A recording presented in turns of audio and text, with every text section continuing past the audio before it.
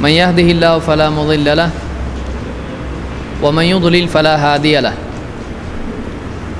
وأشهد أن لا إله إلا الله وحده لا شريك له وأشهد أن محمدا عبده ورسوله أما بعد فإن خير الحديث كتاب الله وخير الهدي هدي محمد صلى الله عليه وسلم وشر الأمور محدثاتها وكل محدثة بدعة وكل بدعة ضلالة وكل ضلالة في النار. قال سبحانه وتعالى وما آتاكم الرسول فخذوه وما نهاكم عنه فانتهوا.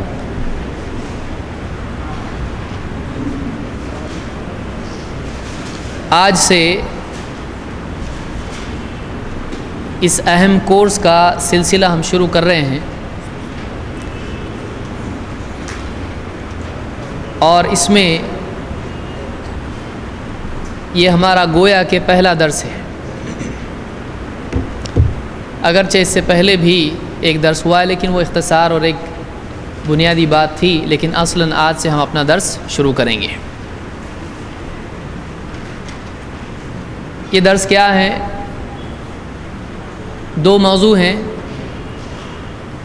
ایک حدیث سے متعلق اور دوسرا فقہ سے متعلق. اور اگر دیکھا جائے تو یہ دونوں موضوع، دونوں ٹاپکس، دونوں برانچز ایک دوسرے سے جڑی ہوئی ہیں، ایک دوسرے سے الگ نہیں کی جا سکتی ہیں. آپ حدیث کو فقہ سے اور فقہ کو حدیث سے الگ نہیں کر سکتے ہو، دونوں بھی ایک دوسرے کے لیے ضروری ہیں. اگر آپ فقہ کی بات کریں جس کو آپ دین کی گہری سمجھ کہتے ہیں، اگر ایسا فقہ ہے جس کی بنیاد حدیث پر نہیں ہے، جو حدیث سے آزاد ہے، تو ایسی فقہ دین میں معتبر نہیں ہے. اور اگر آپ محض حدیث کہتے ہو لیکن حدیث کو سمجھتے نہیں ہو، تو صرف حدیث کا تلاوت کرنا اور روایت کرنا مقصود نہیں ہے، بلکہ اصل مقصود یہ ہے کہ حدیث میں جو بات آئی ہے ایک انسان اس بات کو سمجھے اور اس کے مطابق اپنا عقیدہ بنائے، اس کے مطابق اپنا عمل صحیح کرے. اللہ نے حدیث اس لیے نہیں دی، اللہ کے نبی صلی اللہ علیہ وسلم کے ذریعے سے آپ نے کلام جو کچھ کیا وہ کلام صرف اس لیے تھا کہ اس کو صرف کانوں سے سنا جائے؟ نہیں، صرف سماعت کے لیے وہ نہیں تھا، بلکہ وہ اس لیے آپ صلی اللہ علیہ وسلم کا کلام تھا کہ صحابہ اس کو سنیں، اس کو سمجھیں اور اس کے مطابق عمل کریں. تو معلوم ہے کہ اللہ کے نبی صلی اللہ علیہ وسلم کی حدیث صرف سننے کے لیے، پڑھنے کے لیے نہیں ہے، بلکہ سمجھنے کے لیے، ماننے کے لیے اور عمل کرنے کے لیے. تو ظاہر بات ہے کہ ماننا اور عمل کرنا سمجھنے کے پہلے ہوتا ہے کہ بعد میں ہوتا ہے؟ آدمی سمجھے گا تو اس کے بعد میں اس کے مطابق عمل کرے گا. تو اس اعتبار سے فقہ اور حدیث دونوں ایک ساتھ، دونوں ایک دوسرے سے جڑے ہوئے ہیں. اسی لیے جو لوگ کہتے ہیں کہ اہل الحدیث الگ ہیں، اہل الفقہ الگ ہیں، اتنے جلدی میں اس پہ نہیں آؤں گا. بیچ میں کہیں جا کے کشتی جب اپنی بیچ میں جائے گی تب جا کے اس پہ ہم گفتگو کریں گے. اہل الحدیث کون ہے اور اہل السنہ کون ہے؟ حدیث اور سنت کا جب فرق آئے گا اصطلاح کے اعتبار سے، وہاں پہ انشاءاللہ ہم لوگ تفصیلی گفتگو اس پر کریں گے. تو بعض لوگ اس کو الگ کرنے کی کوشش کرتے ہیں. ہم کہتے ہیں ہم حدیث بھی مانتے ہیں اور فقہ بھی مانتے ہیں. کچھ لوگ اس کو فقہ بولتے ہیں. ایکچولی جو لفظ لکھا جاتا ہے عربی میں وہ کیسا ہے؟ فقہن، جیسے آپ کہتے ہیں ذکرن. تو اس اعتبار سے اس کو آپ ذکر بولتے ہو، ذکر بہت سارے لوگ بولتے بھی ہوں گے، لیکن وہ کیا ہے اصل میں؟ ذکر. جیسے آپ کہتے ہیں فکر ہے وہ اصل میں. تو ابھی اپنی بہت ساری ووکیبلری میں واولز آپ کو چینج کرنے پڑیں گے. اس لیے ان دروس کا ایک مقصد یہ بھی ہے کہ لغوی اعتبار سے عربی زبان میں کس چیز کو کیسے کہا جاتا ہے وہ بھی ہم کو آنا چاہیے. مثال کے طور پر آپ کسی عالم صاحب کے پاس گئے اور آپ نے کہا فقہ میں ایسا، فقہ میں بولیں فقہ کی اسپیلنگ بتاؤ پہلے کیا ہے. آپ بولے اتنے ڈیپ مت جاؤ گمراہ ہو جائے گا، وہی ہو گیا پھر. آپ بھی وہی بول رہے جو وہ بولتے ہیں. تو یہ لفظ کیا ہے؟ فقہن. اس کے معنی کیا ہے؟ گہری سمجھ. لیکن وہ سمجھ کس چیز کی؟ بایولوجی کی، ایسٹرونومی کی، جیوگرافی کی، کس چیز کی؟ کھانے پینے کمانے، کس چیز کی؟ یہ گہری سمجھ دین کی ہے. اور اس لیے جاننا پڑے گا کہ واقعی دین کیا ہے، اور دین ملا کس سے، لایا کون، دیا کس نے؟ سب سے پہلے انسانوں کو، ہم کو، انسانوں کو آخری نبی جو محمد صلی اللہ علیہ وسلم ہیں اس دور کے اعتبار سے، اس امت کے اعتبار سے، اللہ کے نبی صلی اللہ علیہ وسلم نے اللہ کی طرف سے دین مسلمانوں کو دیا، انسانوں کو دیا، جس کے حامل آج ہم ہیں. تو یہ جو دین ہے یہ محمد عربی صلی اللہ علیہ وسلم کا دیا ہوا دین ہے. اور سارے نبیوں کا دین ایک ہوتا ہے یا الگ؟ دین ایک ہوتا ہے سب کا؟ الگ ہوتا ہے نا کہ ایک ہوتا ہے؟ ایک ہی ہوتا ہے. کچھ لوگ فوراً سوچتے ہیں کہ کیا ہے یہ، یعنی بہت سارے لوگ ان کا جواب سوال کے تابع ہوتا ہے نا، تو بالکل ہے، نہیں ہے نا، نہیں بالکل نہیں، کیسا ہو سکتا ہے؟ تو یہ یعنی جہاں لے جائیں گے وہاں آپ جیسے سوال پوچھیں گے ویسا جواب. تو ایسا نہیں، واقعی ہم کو معلوم ہونا چاہیے. امت اب تک ایسی چل رہی ہے، مولوی صاحب ممبر پر جیسا بولیں گے، مانتے کہ نہیں مانتے؟ مانتے تم لوگ؟ نہیں مانتے، بالکل نہیں مانتے، کان پکڑتے ہم لوگ. تو ایک آدمی کے پاس اپنا دین اگر نہیں ہے، اپنا فہم اس کے پاس نہیں ہے، اس کے پاس اپنی انڈرسٹینڈنگ نہیں ہے، کوئی بھی آدمی اس کو گمراہ کر سکتا ہے. اس کے پاس اس کی اپنی انڈرسٹینڈنگ ہونا چاہیے. وَقَالُوا لَوْ كُنَّا نَسْمَعُ أَوْ نَعْقِلُ مَا كُنَّا فِي أَصْحَابِ السَّعِيرِ. جہنمی کیا کہیں گے؟ کاش کہ ہم سنتے اور غور کرتے، عقل سے کام لیتے تو ہم جہنمی نہیں بنتے. تو اللہ نے ہم کو غور و فکر کے لیے عقل دی ہے. ہاں عقل مجرد نہیں ہے، آزاد نہیں ہے، لیکن عقل کا استعمال بھی ہے. اور وہ کیا ہے؟ جو سنا ہوا دین ہے اس پہ غور کرے آدمی. لیکن کس سے سنا ہوا؟ اللہ کے نبی صلی اللہ علیہ وسلم سے سنے ہوئے دین پر غور کرے. تو اس اعتبار سے ایک تفصیل ہے، ہم آگے انشاءاللہ اس پر اور مزید گفتگو کریں گے. ہماری ابتدا ہم کریں گے کہ سب سے پہلی چیز کہ محمد رسول اللہ صلی اللہ علیہ وسلم کے قول و عمل کی ہم کو کیا ضرورت ہے، کیوں؟ اس اعتبار سے ہم دلیل دیکھیں گے کیوں ہم کو ضرورت ہے. اللہ کے نبی صلی اللہ، قرآن اللہ کا کافی نہیں ہے آپ کو؟ قرآن اللہ کی طرف سے آیا ہے تو کافی ہے یا نہیں ہے؟ کیا قرآن کافی ہے؟ اب یہ بہت ڈینجر سوال ہے. ہاں بولے تو بھی مصیبت، نہ بولے تو مصیبت. اور بڑی مصیبت یہ کہ جواب ابھی دینا ہے اور پھر پوچھا جائے گا ایسا کیوں. کیا قرآن آپ کے لیے کافی ہے؟ نہیں بولنے والے ڈر رہے کلمہ پھر سے پڑھنا پڑتا ہے. یہ میں اس لیے لے رہا ہوں کہ آپ کو ان دروس میں ہم منکرین حدیث کو بھی تھوڑا بہت جھنجھوڑتے ہوئے چلیں گے، ٹچ کرتے ہوئے چلیں گے. سمپل کویشچن ہے. اور منکرین حدیث آپ سے پوچھتے ہیں قرآن آپ کے لیے کافی ہے کہ نہیں؟ قرآن میں سب ہے کہ نہیں؟ قرآن میں سب ہے کہ نہیں آپ بتاؤ. نہیں ہے؟ کچھ بول رہے ہیں، کچھ یہیں اختلاف ہو رہا. اگر کوئی آپ سے پوچھے کہ کیا قرآن میں سب کچھ ہے تو آپ جواب کیا دیں گے؟ کون جواب دے گا؟ نہیں. ہاں قرآن میں سب کچھ ہے لیکن نہیں ہے. یہ سب سے ڈپلومیٹک آنسر ہے، یہ سیف اینڈ ساؤنڈ، آدمی بچ کے نکل جاتا ہے اس سے. قرآن میں اجمالاً سب ہے، تفصیلاً سب ہے. ایک دم آسان جواب ہے.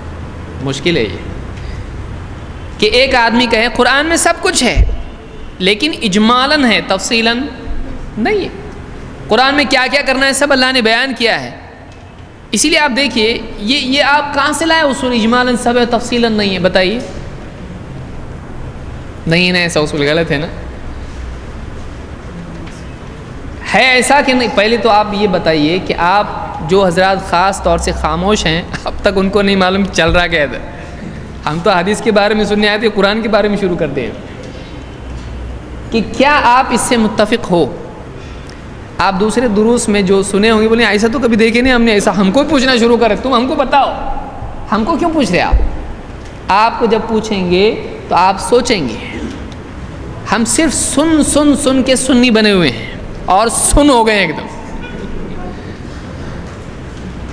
ہم کو ان دروس کا ایک خاص مقصد کیا ہے کہ ہم جیسے رسی پر ایک آدمی چلتا ہے یہاں وہاں بیلنس کرتے ہوئے چلتا ہے، اس کو چلنا ہے، واقعی اس کو سوچنے کی عادت پیدا ہو، اس کا جو ڈیٹا ہو، اس کی جو معلومات ہو، اس کو واقعی وہ سمجھ کر قبول کیا ہوا ہو. یہ نہیں کہ بس سنا دیکھیں گے کیا ہے، سمجھا نہیں، رکھو اس کو اپنی تھیلی میں ڈالتے جاؤ، ایسا نہیں، بلکہ ہم اپنی معلومات کے بارے میں واقعی اعتماد والے بنیں. ڈیٹا پہ کانفیڈنس کب ہوتا ہے آدمی کو؟ جب واقعی اس کو اچھی طرح سے سمجھا ہوا ہوتا ہے. وہی آدمی سمجھا سکتا ہے جو خود سمجھا ہے، جو خود سمجھا نہیں وہ سمجھا سکتا نہیں سمجھا سکتا ہے. تو آپ اگر باہر جا کر کسی کو دین سمجھانا چاہتے ہو تو پہلا کام آپ کو یہ کرنا پڑے گا، آپ کو اس کو سمجھنا پڑے گا. اور سمجھنا پڑے گا ایک بھولا بھالا سمجھا وہ ایسا نہیں، دایاں بایاں آگے پیچھے سب طرف سے آپ کو اس کو سمجھنا پڑے گا کہ اگر کوئی آدمی کویشچن ایک ڈال دے آپ کو تو آپ بولے ہاں نا ایسا بھی تو ہو سکتا ہے. تو کوئی آدمی آپ کو کہیں اور پھیرنا نہیں چاہیے، آپ کو کوئی کنفیوز کرنا نہیں چاہیے. تو قرآن میں اجمالاً سب کچھ ہے، تفصیلاً سب کچھ نہیں ہے. آپ متفق ہیں اس سے؟ کون متفق ہے اس سے؟ کیوں؟ کیسا؟ کہاں سے دلیل ہے آپ اس کی؟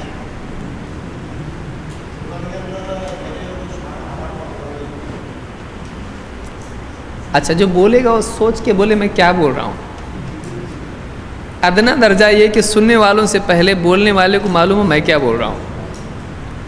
یس. اور غلط بولے تو کوئی پرابلم نہیں، کوئی سیدھا جہنم میں جانے والے نہیں ایک دم، یا فرشتے رکے ہوئے ہیں اس کو غلط بولا اٹھا کے لے جاؤ اس کو. یہ طلب علم کی مجلس ہے، اس میں غلطی ہو سکتی ہے، اس کو یہیں پہ کریکٹ کیا جائے گا انشاءاللہ.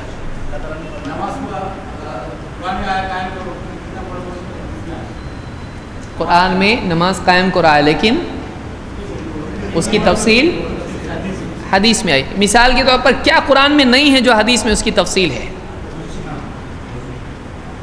نماز کا جیسے مثال کے طور اب ایک ایگزامپل ہم لیں گے، وضو قرآن میں نہیں ہے تفصیل، 4 چیزیں بس ختم. ایسا کوئی بولے چلے گا؟ نہیں.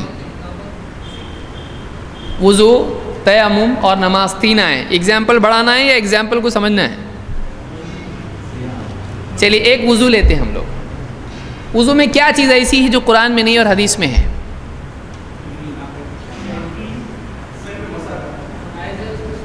خفین میں پر مسح کرنا. خفین سے مراد کیا ہے؟ وہ تو نہیں، خفین یہ کہاں سے آیا وضو میں؟ چمڑے کے موزے، ان کو کیا کہتے ہیں؟ خفین. کیا اس پر مسح کر سکتے ہیں؟ مسح کرنے کے بعد پاؤں دھونا پڑتا ہے نا؟ نہیں. فائدہ کیا ہے اس کا؟ ایک آدمی اگر وضو کر کے موزے چمڑے کے پہن لے تو اب اگلا جب اس کا وضو ٹوٹ گیا، استنجا کے لیے گیا، باہر آیا تو اب موزے نکالنے کی ضرورت ہے نہیں. اب کیا کرے گا؟ پورا وضو کرے گا اور جب پاؤں دھونے کا وقت آئے گا تو پاؤں دھوئے گا نہیں، لیکن اس پر کیا کر سکتا ہے؟ وہ مسح کر سکتا ہے. یعنی اس پر ہاتھ، پانی گیلے ہاتھ اس پر پھیر دے، پاؤں دھونے کی ضرورت ہے نہیں. یہ آسانی ہے اسلام میں. قرآن میں یہ ہے نہیں ہے، قرآن میں یہ نہیں ہے، لیکن حدیث میں یہ اور متواتر ہے. یہ متواتر ہے. یہ اس میں آپ یہ بھی نہیں کہہ سکتے بھائی قرآن پہ آپ غیر متواتر سے زیادتی نہیں کر سکتے. بہت اصول ہے بعض لوگوں کے، یہ احاد میں سے نہیں ہے. ہم آگے آئیں گے اس پر تو تب سمجھے گا آپ کو. یہ تو یہ ایک ایسی روایت ہے، بہت صحابہ نے اس کو روایت کیا، 70 سے زیادہ صحابہ نے اس کو روایت کیا. اتنی پاورفل روایت ہے یہ کہ موزے پر، خفین پر مسح کیا جا سکتا ہے. خفین اس کو کہتے ہیں. تو یہ قرآن میں نہیں ہے. جیسے نماز میں کچھ بتا سکتے ہیں آپ لوگ جو قرآن میں نہیں ہے لیکن اس کی تفصیل، یا وضو میں آپ چلیے اور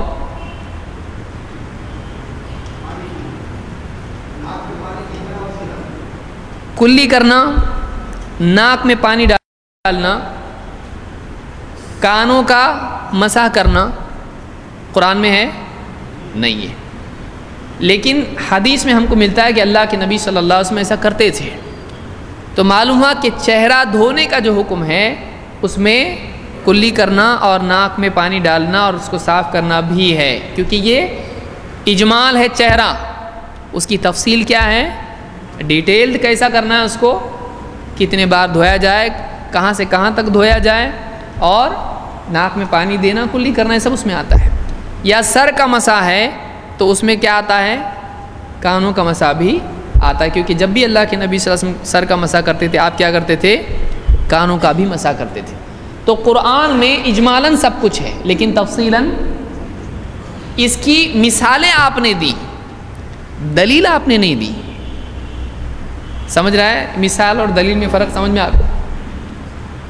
یہ مثال ہاں ایسا ہے لیکن اس اصول کی دلیل کیا ہے، کیا صحابہ ایسا مانتے تھے؟ چلیے آپ کو تھوڑا ہنٹ بھی دیا ہوں میں۔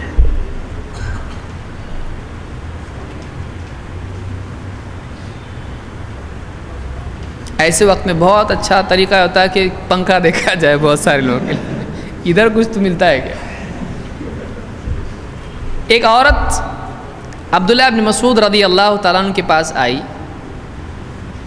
اس نے کہا میں نے start to end, cover to cover جس کو کہتے ہیں، شروع سے آخر تک دفتین کے بیچ میں سب پڑھ لیا قرآن، مجھ کو کہیں نہیں ملا کہ گدوانے والی پر اور فلاں پر اور فلاں پر اللہ کے نبی صلی اللہ علیہ وسلم نے لعنت کیا، آپ لعنت کرتے ہو، مجھ کو یہ کہیں نہیں ملا قرآن میں کہ یہ حرام ہے، منع ہے۔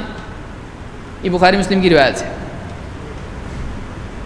ابن مسعود رضی اللہ تعالیٰ نے اس سے کیا کہا، جملہ یاد رکھیے۔ ایک روایت میں کہ انہوں نے کہا کہ اگر تو پڑھتی تو پاتی، لو قرأتی ہی وجدتی ہی، تو پڑھتی اگر تو تجھ کو مل جاتا، اور پڑھا میں نے اس کو، اور نہیں پڑھتی تو ملتا۔ ایک روایت میں ہے کہ اس میں ہے لیکن تجھ کو معلوم نہیں ہے۔ تو معلوم ہوا کہ بعض اوقات ایک چیز قرآن میں ہوتی ہے لیکن آدمی سمجھتا ہے نہیں ہے۔ اب دیکھیے اس عورت نے کہا مطلب کدھر ہے بتاؤ، میں نے پڑھا نہیں ملا مجھ کو۔ انہوں نے جواب میں کیا کہا، یہ آیت پڑھی، وَمَا آتَاكُمُ الرَّسُولُ فَخُذُوهُ وَمَا نَهَاكُمْ عَنْهُ فَانْتَهُوا، قرآن میں ہے جو کچھ رسول تم کو دیں لے لو، جس سے منع کریں اس سے رک جاؤ، نبی نے منع کیا اس سے۔ تو قرآن میں اجمالاً ہے، تفصیلاً نہیں، ڈیٹیل نبی سے لو، اللہ نے بتا دیا ہم کو۔ یہ کس کی انڈرسٹینڈنگ ہے، صحابہ کی۔ سمجھ میں آئی کہ قرآن کے سب سے پہلے لینے والے صحابہ وہ یہ مانتے تھے، جو ڈائریکٹ سٹوڈنٹس ہیں اللہ کے نبی صلی اللہ علیہ وسلم کے، جنہوں نے نبی سے براہ راست دین لیا، وہ یہ مانتے تھے کہ قرآن میں کیا کیا ہے، اللہ کے نزدیک کیا کیا منع ہے، اس کی پوری ڈیٹیل لی کس سے جائے گی، محمد رسول اللہ صلی اللہ علیہ وسلم سے۔ وہ قرآن میں نہیں ہے اس کا مطلب یہ نہیں ہے کہ وہ دین میں بھی نہیں ہے، وہ قرآن میں اجمالاً ہوگا لیکن اس کی تفصیل کس سے ملے گی، اللہ کے نبی صلی اللہ علیہ وسلم سے۔ تو سوال یہ پیدا ہوتا ہے، یہ بخاری مسلم کی روایت تھی جو ابن مسعود کی روایت سے، اسے یہ بات معلوم ہوئی کہ قرآن میں جو کچھ بھی ہے، انہوں نے یہ نہیں کہا قرآن میں نہیں ہے لیکن حدیث میں ہے، کہا انہوں نے کہا قرآن میں ہے تو اس کو مل جاتا، یہ منع ہے، کیونکہ قرآن میں یہ ہے کہ نبی جس سے منع کرے رک جاؤ، تو قرآن میں ہے، تو اب جو بھی اس کے انڈر میں آ رہا ہے سب قرآن میں گویا کہ ہے۔ سمجھ میں آئی بات؟ تو اجمالاً ہے۔ اجمال کس کو کہتے ہیں، ایسی چیز جو اجمال یعنی شارٹ میں ہو، ایک دم پھیلا کے نہیں ہو، تفصیل ڈیٹیل میں ہو، ڈیٹیل میں ہو۔ جیسے مثال کے طور پر بادشاہ ہے اور کسی کو ذمہ دار بنا کے کہے کہ یہ جو بولے اس کی سنو، اب اس کو یاد رکھو آپ، اب وہ جو بنایا ہوا گورنر یا حاکم یا جو بھی رہبر ہے وہ اپنے ماتحتوں سے کہے کہ چلو مسجد صاف کرو، بولے ہم نہیں مانیں گے، بولے بادشاہ نے بولا، اس نے بولا، اس نے جو بولا وہ مانو، یہ تھوڑی بولا مسجد صاف کرو، بادشاہ نے بولا مسجد صاف کرنے نہیں، اس نے تو بولا اس نے جو بولا مانو، لیکن وہ بولے کہ اس نے یہی تو کہا ہے، اب میں جو بھی بولوں، اگر بادشاہ نے وہ نہ بھی کہا ہو، ضروری ہے بادشاہ وہ سب کچھ کہے، مسجد صاف کرو، وضو خانہ دھو، اس کو پانی رکھو، اس میں استنجا کا پورا انتظام کرو، پبلک کے لیے کھانے کا انتظام کرو، کیا بادشاہ کے لیے بولنا ضروری ہے؟ نہیں. ایک ہی جملہ بادشاہ کا کیا ہے کافی، جو کچھ یہ کہے اس کی بات مانو. اللہ تعالیٰ نے جب کہہ دیا وما جو کچھ آتاکم الرسول فخذوہ، جو کچھ یہ رسول تم کو دیں لے لو، اور جس سے منع کریں اس سے رک جاؤ. اب اللہ تعالیٰ نے رب العالمین نے محمد رسول اللہ صلی اللہ علیہ وسلم کے حوالے امت کو، انسانیت کو کر دیا. اب ان سے تم کو لینا پڑے گا، تو جو بھی آپ کہیں اس کو ماننا پڑے گا، جس سے آپ روک دیں اس سے رکنا پڑے گا. تو حدیث کی ضرورت کیوں پیش آئی؟ سوال یہ ہے کہ بہت ساری باتیں ایسی ہیں جو تفصیلی طور پر قرآن میں نہیں ہیں، حلال و حرام اور اللہ کے احکام و نواہی، یہ کرو یہ مت کرو، یہ حلال ہے یہ حرام ہے، یہ قرآن میں ان ڈیپتھ ڈیٹیل میں نہیں ہے. کہاں سے لینے کے لیے کہا اللہ نے؟ جو کچھ یہ رسول تم کو دیں اسے لے لو. تو معلوم ہوا کہ رسول صلی اللہ علیہ وسلم سے ہم کو جو کچھ دیا ہے آپ نے وہ لینا پڑے گا. یہاں اللہ نے ایسا، یہاں پہ دو باتیں یاد رکھی ہیں. پہلی بات تو یہ کہ بہت سارے لوگ کہتے ہیں یہ جو آیت نازل ہوئی ہے یہ فے کے مال کے تقسیم کرنے کے سلسلے میں نازل ہوئی ہے. منکرین حدیث بہت سارے لوگ ان کو اہل قرآن بولتے ہیں.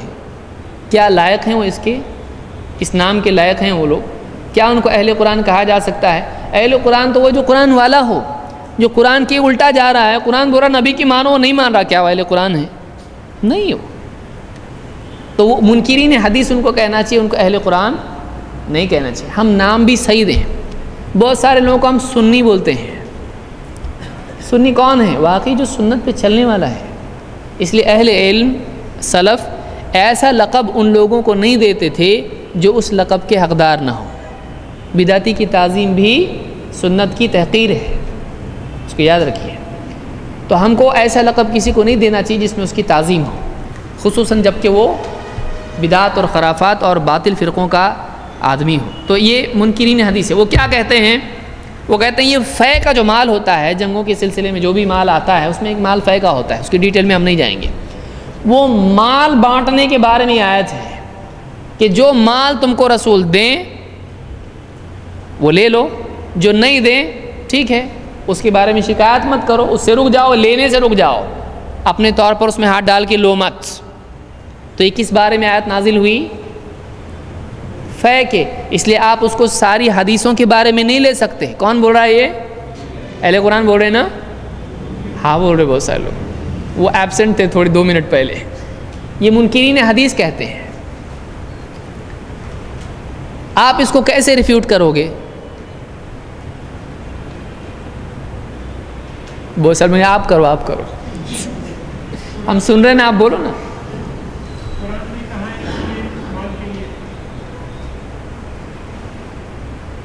آپ ان سے پوچھو گے کہ اچھا یہ فے کے مال کے بارے میں نازل ہوئی ہے کیا؟ تو کہاں ہے یہ؟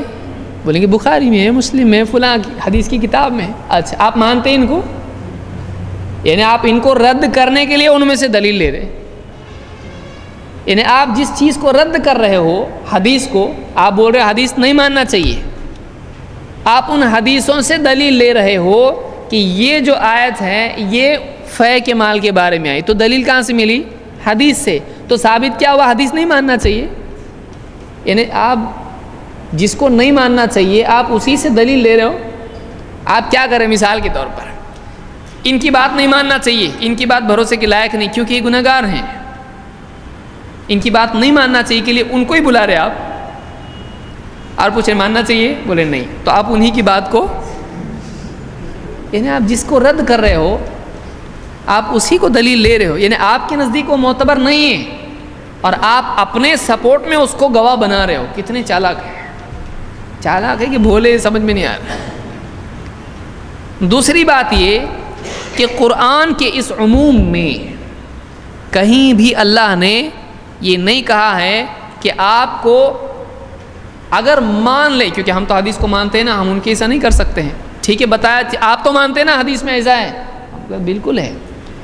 یہ آیت اگرچہ فے کے مال کے بارے میں ہے، لیکن اللہ نے اس میں یہ نہیں کہا ہے کہ صرف فے کے مال میں سے نبی جو تم کو دیں وہ لو۔ ایسا ہے؟ آیت کیسی ہے؟ جو کچھ رسول تم کو دیں وہ لو، اور جس سے روک دیں اس سے رک جاؤ۔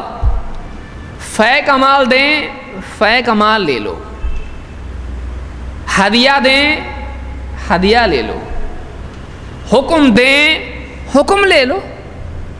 فے کے مال سے روک دیں، رک جاؤ، مت لو اس میں سے۔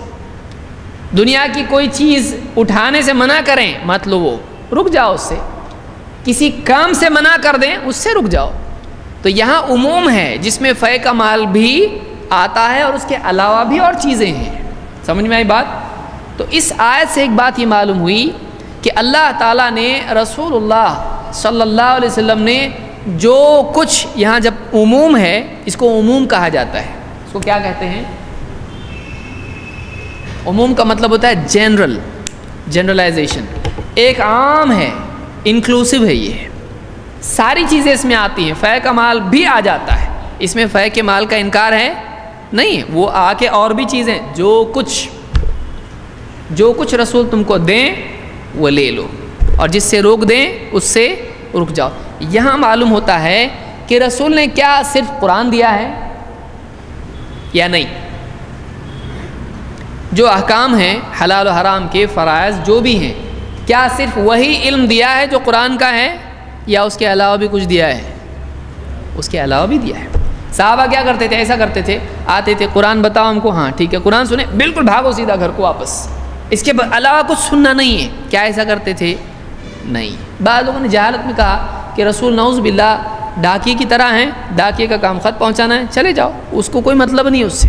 کیا ایسا ہے؟ نہیں۔ رسول قوم کے مربی ہوتے ہیں، ان کو سکھاتے ہیں، سمجھاتے ہیں۔ تو صحابہ مستقل دین اللہ کے نبی صلی اللہ علیہ وسلم سے سیکھتے تھے۔ تو جو کچھ رسول دیں وہ لے لو، قرآن دیں قرآن لو، قرآن کے علاوہ ایکسپلینیشن قرآن کا دیں لے لو، مال دیں لے لو، حکم دیں لے لو، جو بھی دیں وہ لے لو۔ جس سے روک دیں وہاں مت جاؤ، قرآن میں ہے وہاں مت جاؤ، یہ مت کرو، یہ قرآن میں نہ بھی ہو تو قرآن میں ایک بات آ گئی جس سے روک دیں، وما نہاکم عنہ، جس سے روک دیں۔ اگر یہ آیت آپ دیکھیے، کوئی آدمی کہتے ہیں فے کے مال کے بارے میں، کوئی اگر فے کے مال کے لیے خاص ہوتی تو اللہ فے کے بارے میں بتاتا کہ فے کے مال میں ایسا ایسا ایسا ہے۔ نہیں، اللہ نے عموم رکھا تاکہ ایک چیز میں اور بھی چیزیں آ جائیں، کیونکہ قرآن میں ہر دور کے لیے رہبری ہے۔ رسول جو دیں اس کو لو، اور جس سے روک دیں اس سے رک جاؤ۔ تو ایک بات معلوم ہوئی، کیا حدیث کی ہم کو ضرورت ہے؟ قرآن کے علاوہ رسول اللہ صلی اللہ علیہ وسلم کی باتوں کی ہم کو ضرورت ہے یا نہیں ہے؟ کہاں سے ثابت ہوا؟ قرآن کی اس آیت سے۔ سمپل کویسچن ہے، کوئی بھی منکر حدیث ہوں ان سے آپ پوچھیں کیا اللہ کے رسول صلی اللہ علیہ وسلم نے قرآن پڑھنے کے سوا بھی بات کی ہے یا نہیں کی ہے؟ بولے بات تو کرتے تھے نا، کیسا نہیں کریں گے؟ وہ بات صحیح ہوتی تھی کہ غلط ہوتی تھی؟ کیا آپ کو قرآن کے حساب سے چلنا چاہیے، قرآن کے ماتحت تابع ہو کر چلنا چاہیے؟ ہاں۔ کیا رسول صلی اللہ علیہ وسلم جو بات کرتے تھے، قرآن آتا تھا، آپ کو قرآن سمجھاتے تھے کیا؟ آج آپ کو قرآن سمجھانے کی ضرورت ہے کہ نہیں ہے؟ آپ کا بچہ آیا، آپ کی بیوی آئی، بولی قرآن میں آیا تھا، اس کا مطلب سمجھ میں نہیں آ رہا، ایسا کبھی ہوا کہ زندگی میں؟ ہوتا نا ایسا؟ کتنے لوگ جن کو نہیں سمجھتا ہے، پھر آپ سمجھاتے کہ نہیں؟ سمجھاتے ہیں۔ تو اس دور میں جب آپ سمجھا رہے ہو لوگوں کو، کیا اس دور میں بھی ہر آدمی کو سمجھ جاتا تھا یا سمجھانے کی ضرورت باقی رہتی تھی؟ باقی رہتی تھی، کچھ لوگوں کو نہیں بھی سمجھتا تھا۔ کیا اللہ کے رسول صلی اللہ علیہ وسلم ایسے لوگوں کو جن کو قرآن نہیں سمجھاتے تھے؟ کیا نہیں سمجھاتے تھے؟ آپ سمجھاؤ گے کہ نہیں؟ جس کو نہیں میرے کو نہیں سمجھا، آپ سمجھاؤ ذرا، سمجھائیں گے کہ نہیں؟ تو کیا رسول صلی اللہ علیہ وسلم سمجھاتے تھے؟ ہاں. تو آپ کا ایکسپلینیشن ویلڈ تھا یا نہیں تھا، یا وہ رانگ ہے؟ بولے کہ نہیں وہ صحیح تھا. تو آپ ایک آدمی رسول کے وہ ایکسپلینیشن کو مانتا نہیں ہے تو کیا وہ گناہ گار ہے کہ نہیں ہے؟ ہے. وہ ایکسپلینیشن قرآن کے اندر ہے کہ باہر ہے؟ باہر. حدیث کی ضرورت اس دور میں تھی، آج بھی ہے کہ نہیں ہے؟ ہے. تو آج بھی حدیث ماننی پڑے گی. سمجھ میں آئی بات؟ آج کا مولوی اگر سمجھا رہا، آپ پی ایچ ڈی اگر آپ سمجھا رہے قرآن کو بغیر کسی تفسیر کے، بغیر اس کے عربک ادھوری لنگڑی عربی کے ذریعے سے آپ جب سمجھا رہے ہو تو وہ ایکسپلینیشن ہے، دلیل آپ قرآن سے دے رہے ہو. آپ کی انڈرسٹینڈنگ صحیح ہے. کیا رسول کی انڈرسٹینڈنگ آپ سے اچھی تھی یا آپ سے خراب تھی؟ نعوذ باللہ. اچھی تھی. ہر مسلمان سے اچھی تھی یا کوئی اور مسلمان ہے جس سے نمبر 2 پہ ایکسپلینیشن رسول کا تھا؟ نہیں، سب سے اچھا تھا. تو آئیڈیل ایکسپلینیشن کون سا ہے؟ فائنل ایکسپلینیشن کون سا ہے؟ دو مسلمانوں میں اختلاف ہو جائے سمجھنے کے اعتبار سے تو کس کی انڈرسٹینڈنگ زیادہ اچھی ہے؟ رسول کی ہے. کس کا ایکسپلینیشن فیصلہ اچھا ہے؟ رسول کا ہے. تو یہ معلوم ہوتا ہے کہ یہ قرآن سے اندر ہے یا باہر ہے؟ باہر ہے. کیونکہ جو رسول بول رہا ہے وہ بھی قرآن کے اندر، ایسے تو نہیں ہوگا نا، وہ سمجھانے کے لیے باہر ہوگا. تو وہ ہمارے لیے دلیل ہے. ایسا آپ نے پروسیڈ کرنا ہے، ایسا آپ نے اس کو سمجھانا ہے. تو ایک بات یہ معلوم ہوئی کہ قرآن میں اللہ نے فرمایا سورہ النحل میں آیت نمبر 44، جو بات میں نے اتنی ساری کہی اس کی دلیل کہ آپ کے پاس نہیں ہو، اسی لیے آپ پہلی درس میں آپ کو میں امپریشن دینا چاہ رہا ہوں کہ آپ سوچیں گے نوٹس مل گئے، ابھی چلو گھر پہ جا کے پڑھیں گے. آپ کو یہاں بہت کچھ ایسا رہے گا جو اس کے ضمن میں آئے گا. یہ اجمال ہے، تفصیل نہیں ہے، اس کو یاد رکھیں آپ. یہ مختصر نوٹس ہیں، آپ کو تفصیلی نوٹس اور درس میں ملیں گے. وَأَنزَلْنَا إِلَيْكَ الذِّكْرَ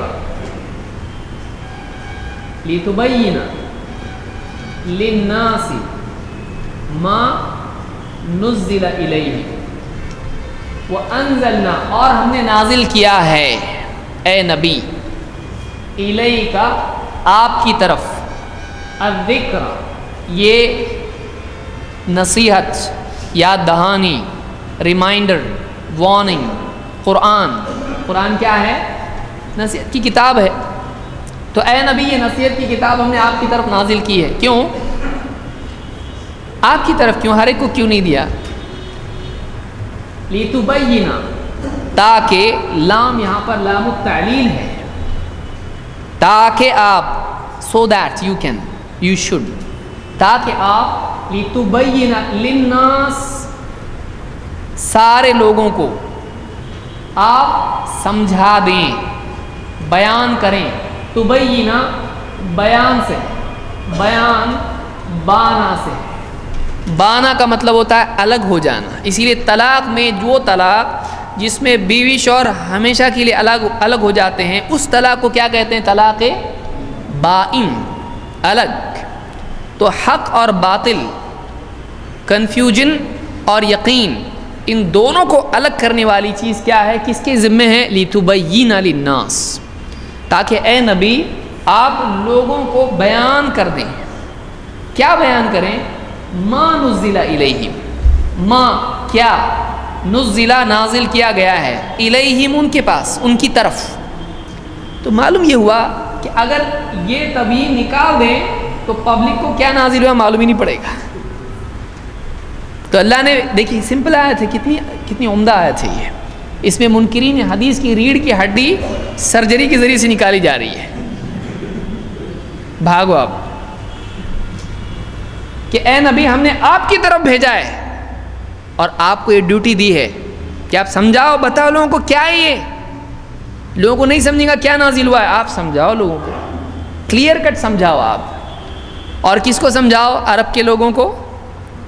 قل اعوذ برب الناس، ملک الناس، الہ الناس. اور یہ کون ہے؟ یہ ناس ہے. ناس کون آتا ہے اس میں؟ تھوڑے لوگ آتے ہیں جبے والے نہیں، سارے لوگ. تو جب اللہ رب الناس ہے، اس دور کے لوگوں کا، عربوں کا رب تھا اللہ تعالیٰ، یا آج بھی رب ہے؟ سب کے لیے. تو یہ کس کے لیے تبیین ہے رسول کی؟ اس زمانے کے لیے ویلڈ تھا صرف؟ نہیں. کچھ لوگ منکرین حدیث میں الگ الگ کلر کے لوگ ہیں. کچھ بولتے ہیں کہ نہیں رسول کی بات ماننا ہی نہیں ہے, قرآن کافی ہے. کچھ بولتے ہیں نہیں, وہ تھا اس زمانے کے حساب سے تھا.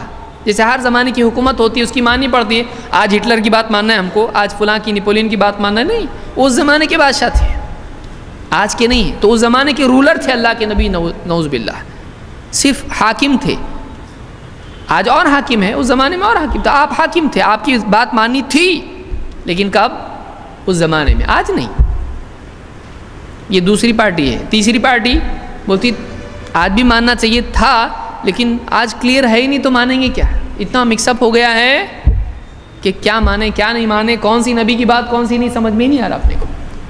تو ایک کام کرو, کیا کرو, چھوڑ ہی دو سب, چھوڑ دو سب. آج کچھ ہی نہیں, جب کنفیوژن آ گیا چھوڑ دو. تو یہ 3 ٹائپ کے لوگ ہیں ایک ہی نسب سے.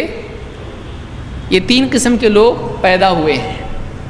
تو ہم یہ کہتے ہیں کہ اللہ نے نبی صلی اللہ, یہ آپ کو بہت اچھی طرح سمجھنا ہے. کیوں؟ دیکھیے کہ ہم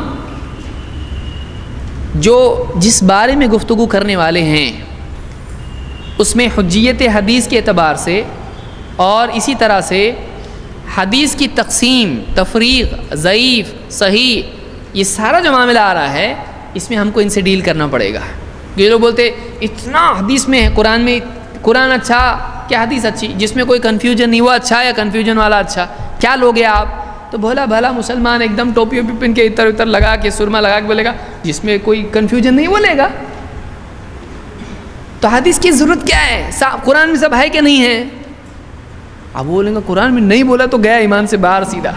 پہلی ایک ٹانگ پہ کھڑا ہوں اسلام میں, 5 ٹائم کی نماز بھی نہیں ہو رہی, اپنی جمعہ ٹو جمعہ آ رہا ہوں, وہ بھی باہر ہو گیا. تو نہیں قرآن میں سب ہے. تو بولے سب ہے نا, آپ قرآن پکڑ کے چلو نا. تو وہ آدمی کیا ہوتا ہے, یہ باتیں بعض اوقات کیسی ہوتی ہے, بہت جلدی فٹ بیٹھ جاتی ہیں اور آدمی گمراہ ہو جاتا ہے. تو یہ سمجھنا ضروری ہے. تو قرآن میں سب ہے لیکن اجمالاً ہے, تفصیلاً سب ہے نہیں ہے. اس لیے ایسے لوگوں کو پوچھا جائے گدھا کھانا حلال ہے کہ حرام ہے, کیا بولیں گے؟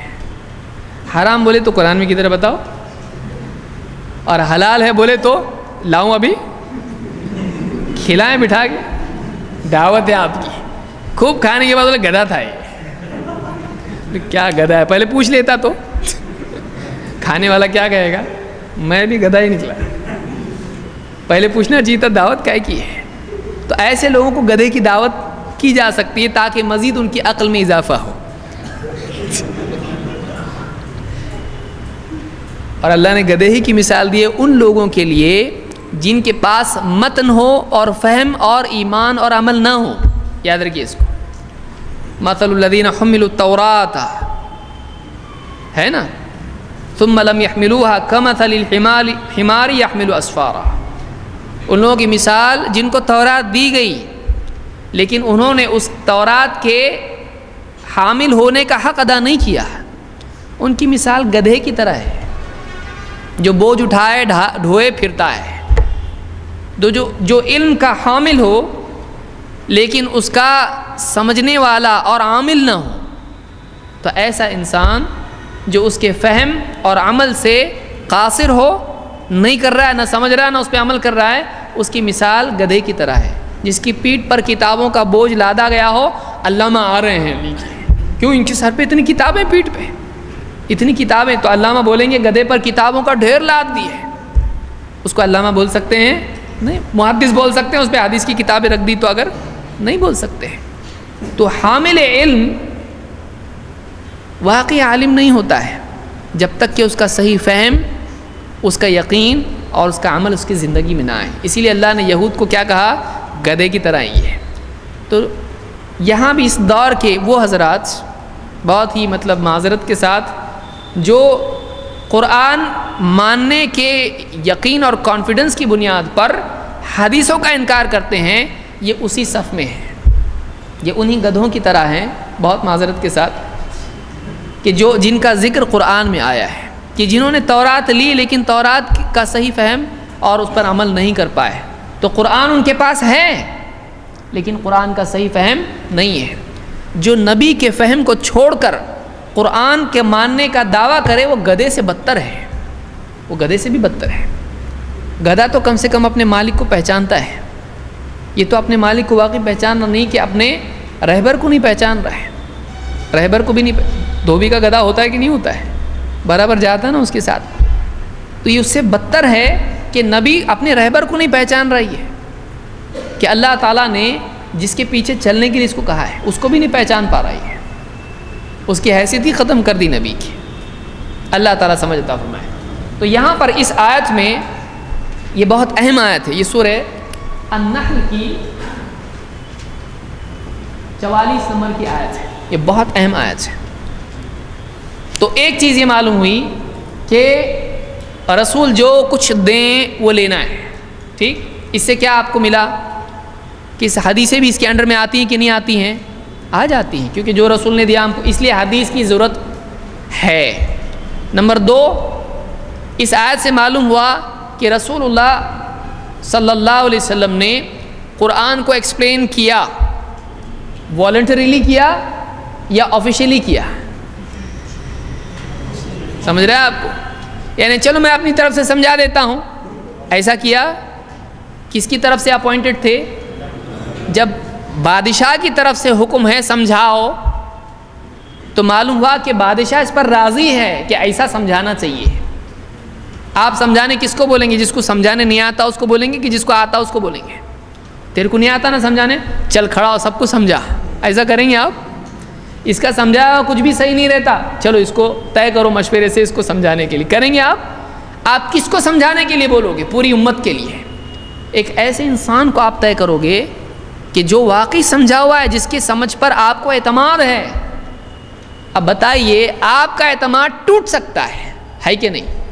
آپ کو لگا بہت عالم ہے، بیچارہ جبہ پہن کے آیا، آپ بولے ذرا سمجھاؤ اس کو، بچے کو ذرا، وہ الٹا ہی بولنا شروع کر دیا۔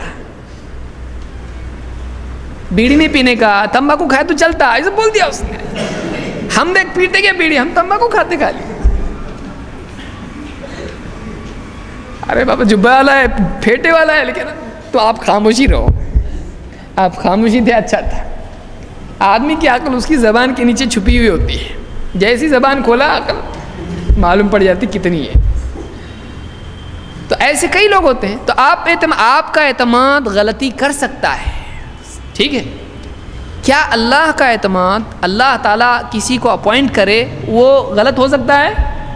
اللہ ظاہر و باطن سب جانتا ہے، اللہ کو معلوم ہے یہ سمجھانے لائق ہے، اللہ کو معلوم ہے یہ سمجھائے گا تو صحیح سمجھائے گا یا غلط بھی سمجھائے گا، اللہ ایسے کو طے نہیں کرے گا۔ تو اللہ کا محمد رسول اللہ صلی اللہ علیہ وسلم کو قرآن سمجھانے کے لیے طے کرنا، یہ اس بات کی دلیل ہے کہ نبی کریم صلی اللہ علیہ وسلم کا سمجھایا ہوا سب اللہ کے نزدیک معتبر ہے، اور جو اللہ کے نزدیک معتبر ہے واقعی وہ دین ہے۔ سمجھا؟ اب نبی کے سمجھائے ہوئے میں کیا ہے؟ قرآن کی آیتوں کی تفسیر وہ حجت ہو گئی، جو نبی نے سمجھایا وہ حجت ہے۔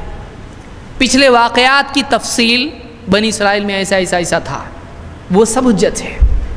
نبی نے جو ایکسپلینیشن دیا وہ حجت ہے۔ جنت جہنم میں کیا کیا ہے وہ ڈیٹیل، قرآن میں جو بات آئی موٹی موٹی، اس کو اللہ کے نبی صلی اللہ علیہ وسلم نے سمجھا دیا کہ نہیں ایسا نہیں، ایسا ہے، تم جو سمجھے وہ نہیں ہے، ایسا ہے۔ تو جنت جہنم کی تفصیل، قیامت کی تفصیل، اس لیے آپ دیکھیے کہ صحابیہ نے پوچھا حضرت عائشہ نے کہ آپ نے جب کہا کہ من حوسب عذب، جس کا حساب لیا گیا اس کو عذاب ہوگا۔ حضرت عائشہ نے کہا اللہ کے نبی قرآن میں تو ہے نا کہ جس کا حساب آسان لیا گیا وہ کامیاب ہوگا۔ فسوف یحاسب حسابا یسیرا، نیک لوگوں کے بارے میں جن کے دائیں ہاتھ میں کتاب دی جائے گی نامہ اعمال، ان کا آسان حساب ہوگا اور وہ اپنے گھر والوں کی طرف کامیاب خوش لوٹے گا۔ تو پاس ہو گیا نا، وہ حساب ہو کے بھی پاس ہو گیا۔ اور آپ کہہ رہے ہیں کہ جس کا حساب ہوا وہ عذاب دیا جائے گا، تو یہ تو تھوڑا ٹکرا رہی نا حدیث۔ لیکن حضرت عائشہ نے بطور اعتراض نہیں کہا تھا،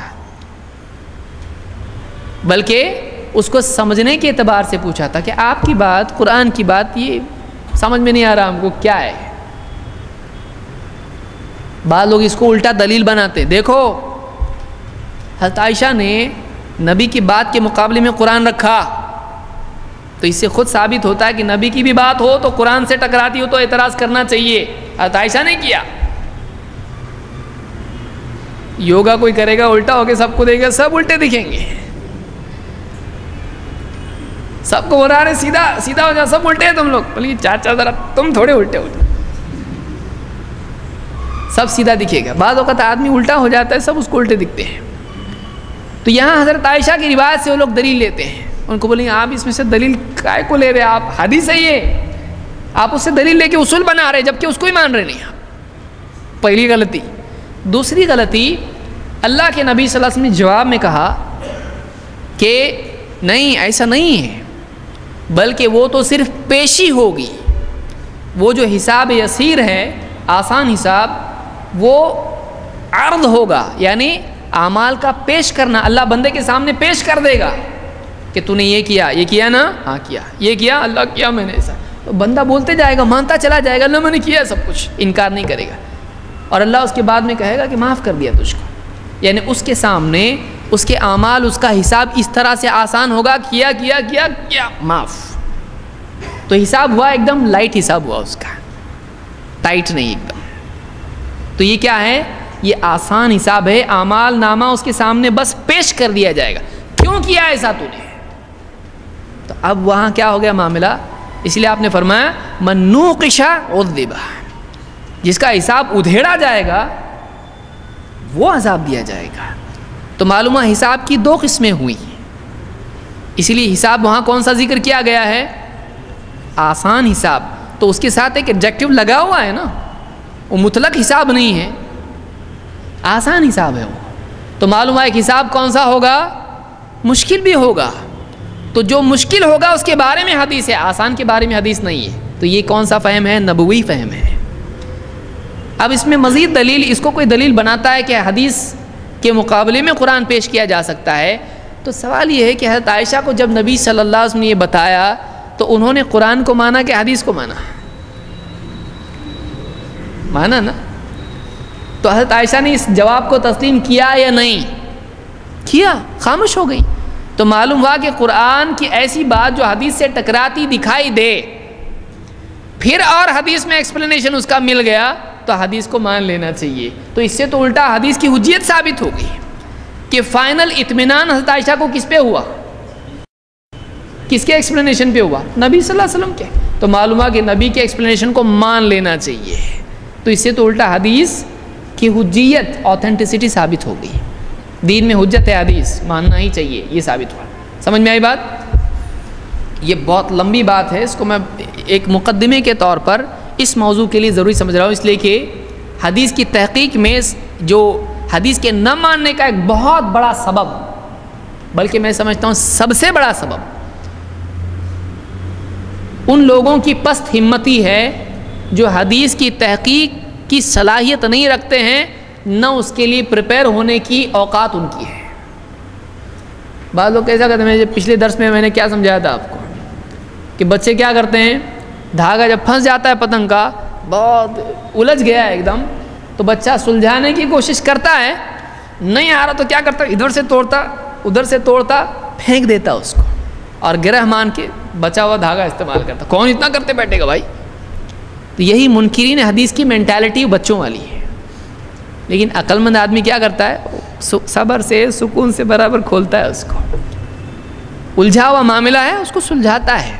سلجھانے کے لیے صلاحیت اور صبر چاہیے، سلجھانے کے لیے صلاحیت بھی چاہیے، صبر بھی چاہیے، اور ان کے پاس یہ نہیں ہے، تو ان کے پاس اتنی محنت کون کرے گا؟ راوی، سند، کتابیں، طرق، متابعات، شواہد، اور یہ اتنی کتابیں، اور کون پڑھے گا بابا اتنا؟ کون؟ One book. عیسائیوں کے پاس ایک کتاب ہے، اپنے پاس بھی کتاب ہے، شارٹ، بس ختم، چھٹی۔ تو یہ مینٹالٹی ان کی ہے، یہ یعنی شارٹ کٹ والے لوگ ہیں جو گمراہی کے لیے آدمی کے لیے یقینی ضمانت ہے. نبی کا راستہ چھوڑ کے جتنے شارٹ کٹ ہیں سب رانگ کٹ ہیں, سب رانگ کٹ ہیں. نبی کا راستہ اگر لانگ کٹ بھی دکھائی دیتا ہے تو وہ رائٹ کٹ ہے, سیدھا راستہ ہے, وہ صحیح ہے, صحیح راستہ ہے. تو یہ بات سمجھ میں آئی. تو ایک بات اب دیکھیے, یاد رکھیے ہم کو حدیث کی ضرورت کیوں ہے. نمبر ایک, نبی صلی اللہ علیہ وسلم نے جو کچھ دیا ہے وہ ہم کو ماننا ضروری ہے. کس نے کہا؟ اللہ تعالیٰ نے. جس سے منع کیا رکنا ضروری ہے, اللہ نے کہا. نمبر دو, قرآن میں جو باتیں ہیں ان کو سمجھایا کس نے ہے؟ اللہ کے نبی صلی اللہ علیہ وسلم نے. تو جو نبی صلی اللہ علیہ وسلم نے سمجھایا اس کا ماننا بھی ضروری ہے. کیوں؟ اس لیے کہ وہ قرآن کا آفیشیل ایکسپلینیشن ہے, اللہ کی طرف سے شاہی تفہیم ہے, وہ ربانی تفہیم ہے وہ, اس لیے اس کو ماننا ضروری ہے. نمبر تین, یہ ہوا کہاں تک؟ دو چیزوں تک آ گیا. یہ اب دو چیزوں تک آ گئے. اس کو آپ سمجھنے کی کوشش کریں. یہ بہت الجھا ہوا میٹر ہے, اس کو ہم بہت ہی سمجھنے کی کوشش کر رہے ہیں. بہت بڑا موضوع ہے, اس کو ہم اختصار میں آج ہی ختم کرنے کی کوشش کر رہے ہیں. دو چیزیں ہم نے لی, ایک نبی کا حکم ایسا کرو, دو نبی کی تفہیم ایسا ہے, یہ ایسا ہے, جنت ایسی ہے, بنی اسرائیل ایسے تھے, قیامت ایسی ہوگی, غیب کا مطلب یہ ہے, اس کا مطلب وہ ہے, اس کا مطلب یہ ہے. تو جو ایکسپلینیشن ہوتے ہیں جس میں حکم نہیں ہوتا ہے, حقائق ہوتے ہیں. ایک ہوتا ہے حکم, نماز پڑھو, سجدے میں ایسا کرو, رکوع میں ایسا کرو, یہ کیا ہے؟ حکم ہے, حکم ہے. اور ایک ہوتا ہے کہ تفہیم ہوتی ہے. جیسے اللہ کے نبی صلی اللہ علیہ وسلم, قرآن میں اللہ نے کہا ان الصفا والمروہ من شعائر اللہ, صفا اور مروہ اللہ کی شعائر میں سے, نشانیوں میں سے ہیں. تو جو کوئی حج کرے وہ ان کا طواف کر سکتا ہے, اس میں کوئی حرج نہیں ہے, یعنی ان کی سعی کر سکتا ہے. فلیطوف بہما, طواف کا لفظ اللہ نے استعمال کیا سعی کے لیے. تو اللہ کے نبی صلی اللہ علیہ وسلم جب آیت پڑھی اور حج کیا تو آپ نے کیا کہا؟ ابدأ بما بدأ اللہ بہ, میں وہاں سے شروع کرتا ہوں جہاں سے اللہ نے شروع کیا. کیسے؟ اللہ نے کیا کہا؟ ان الصفا والمروہ. ظاہر بات ہے جب دو پہاڑ ہیں آپ نے یا تو یہاں سے شروع کرنا ہے یا تو وہاں سے شروع کرنا ہے. تو نبی صلی اللہ علیہ وسلم نے کیا کیا؟ آپ نے کہا میں وہاں سے شروع کرتا ہوں جہاں سے اللہ نے شروع. تو آپ نے صحیح کہاں سے شروع کی؟ صفا سے, کیونکہ پہلے نام کس کا آیا؟ صفا کا. سمجھ میں آیا؟ تو نبی کریم صلی اللہ علیہ وسلم نے قرآن کی باتوں کو سمجھایا ہے لوگوں کو. یعنی کئی باتیں قرآن کی نہیں سمجھ میں آ سکتی ہیں, آپ نے سمجھایا اس کو. جیسے عائشہ کا واقعہ آپ نے دیکھا. تو ایک تو ہوا حکم, پھر منع کرنا, دونوں اس میں آ سکتا ہے. دو چیزوں کی حقیقت کیا ہے یہ بھی نبی کریم صلی اللہ علیہ وسلم نے سمجھائی. قرآن کی باتوں کی تفصیل کیا ہے آپ نے سمجھائی. تیسری ایک چیز رہ جاتی ہے, وہ کیا ہے؟ تیسری چیز کیا ہے؟ الذین آمنوا. نہیں, اب یہ تو ہو گیا, اب مثالیں بہت ہیں اس کی. ایک ہوا نبی صلی اللہ علیہ وسلم نے کیا حکم دیا, منع کیا. دوسرا سمجھایا. اب کیا بچا؟ عمل. اللہ کے نبی صلی اللہ علیہ وسلم کا عمل. تو ٹھیک ہے, آپ نے جو بولے ہو ماننے کا, آپ نے جو کیے وہ پرسنل لائف ہے آپ کی. کوئی بول سکتا ہے کہ نہیں بول سکتا ہے؟ کیونکہ آج دنیا میں عام طور سے کیا ہوتا ہے, بھائی ہم جو کر رہے ہو مت دیکھو, جو ہم بول رہے ہو دیکھو, یہی بولا جاتا ہے نا عام طور سے. اس لیے کہ عام طور سے دائی قول و عمل میں مطابقت کر پاتا ہے نہیں. اس لیے دائی کی زندگی حجت بناتا ہے وہ لوگوں کے سامنے نہیں بولتا جیسا میں بول رہا ہے ایسا مانو, وہ تم ایسا کرتے لیکن میرا عمل مت دیکھو. حالانکہ یہ بھی کیا ہے؟ صحیح ہے؟ صحیح نہیں ہے. آپ بول رہے ہیں مجھ کو عمل کے لیے, صرف سننے کے لیے. کوئی آدمی پوچھے گا اس سے, آپ جی جو بول رہے ہیں ایسا کرنا چاہیے, ایسا کرنا چاہیے, سامنے والا کہہ رہا ہے آپ تو نہیں کرتے ایسا, میرا عمل مت دیکھو. تو بھولا سمجھا اتنا سننے والے کو. ٹھیک ہے میں بھی نہیں کرتا ہوں, میں کیا کر رہا, میرا عمل مت دیکھو, میں آپ کا نہیں دیکھتا ہوں, میں نے سنا, آپ نے کہا سمعنا وعصینا. بنی اسرائیل کیا کہتے تھے؟ ہم نے سنا, مانتے نہیں ہم لوگ اس کو. یہ وہی معاملہ ہوا کہ ایک آدمی جب دوسروں کو بولا خود بھی عمل کرنا چاہیے. تو اکثر معاملہ یہ ہوتا ہے کیا اللہ کے نبی صلی اللہ علیہ وسلم کا معاملہ نعوذ باللہ ایسا تھا؟ آپ کی عملی زندگی نہ صرف یہ کہ اللہ کی مرضی کے مطابق تھی، بلکہ لوگوں کے لیے اللہ نے اس کو شریعت اور پیمانہ مقرر کیا ہے، بلکہ آپ کی زندگی اللہ کی مرضی کے اتنا مطابق تھی کہ جس کی زندگی ویسی نہیں ہوگی اللہ اس سے راضی نہیں ہوگا، اللہ اس سے خوش نہیں ہوگا۔ اللہ آپ سے اتنا خوش تھا کہ جو آپ صلی اللہ علیہ وسلم کی زندگی کو اپنائے گا اللہ اس سے بھی خوش ہو جائے گا۔ تو یہ آپ کا پرسنل معاملہ ہے؟ نہیں، یہ انٹرنیشنل معاملہ ہے۔ سارے عالمین کے لیے اللہ تعالیٰ نے کیا کیا؟ محمد صلی اللہ علیہ وسلم کو اسوہ بنایا ہے۔ لَقَدْ كَانَ لَكُمْ فِي رَسُولِ اللَّهِ أُسْوَةٌ حَسَنَةٌ، اللہ نے کیا فرمایا قرآن میں؟ لَقَدْ كَانَ لَكُمْ فِي رَسُولِ اللَّهِ أُسْوَةٌ حَسَنَةٌ۔ لَقَدْ لام التاکید اور قد، یقیناً، in fact, verily, without doubt, بے شک، لقد کان لکم، یعنی شک میں مت رہو تم لوگ، اس کو اچھی طرح سے سمجھو۔ اللہ نے یہاں لقد کہا ہے، لقد یقیناً، بغیر کسی شک کے، کان لکم فی رسول اللہ، تمہارے لیے اللہ کے رسول میں کیا ہے؟ اسوۃ حسنہ، اچھا نمونہ ہے، اچھا اگزامپل ہے، کہ اگر کوئی عمل دیکھ کر اپنے عمل کو صحیح کرنا چاہے تو اس کے لیے بہترین اگزامپل، بہترین نمونہ کہاں ہے؟ کس کو دیکھنے کا؟ نانا کو؟ دادا کو؟ آج ہمارے یہاں نمونہ کون ہے؟ اتنے سب کیا پاگل ہیں کیا؟ آپ نے چیک اپ کیا ان کا؟ بغیر چیک اپ کے بول رہے نہیں پاگل؟ ایک آدمی، لوگوں کا پیمانہ کہ ہمارا سماج، باپ دادا، اپنے باپ دادا سے چلتے آیا ہو، صحیح ہے کہ غلط ہوئے گا؟ باپ دادا صحیح تھے نا سب، تو باپ دادا سائیکل چلاتے تھے، تو بائک کیوں چلا رہا؟ ارے وہ زمانہ الگ تھا، تو انہیں دنیا میں ان کا نہیں چلے گا، دین میں چلے گا، حالانکہ الٹا معاملہ ہونا چاہیے کہ ایک آدمی یعنی رسول صلی اللہ علیہ وسلم کا مقام کس کو دے رہا ہے؟ باپ دادا کو، یا فلاں کو، یا فلاں کو۔ اللہ نے کس کے عمل کو لوگوں کے لیے اسوہ حسنہ بنایا؟ تو معلوم ہوا کہ اللہ کے رسول صلی اللہ علیہ وسلم کا عمل اللہ کی طرف سے آفیشیلی ایکسیپٹڈ ہے، بلکہ اتنا ہی نہیں کہ اللہ نے اس کو قبول کیا، بلکہ اللہ نے کیا کیا؟ تمہارے لیے رسول کا طریقہ ضروری ہے۔ اور آگے اللہ نے کیا فرمایا سورہ آل عمران میں، یہاں پر آیت نمبر 31 میں، قل، تو قل کون سی آیتوں میں کہا جاتا ہے؟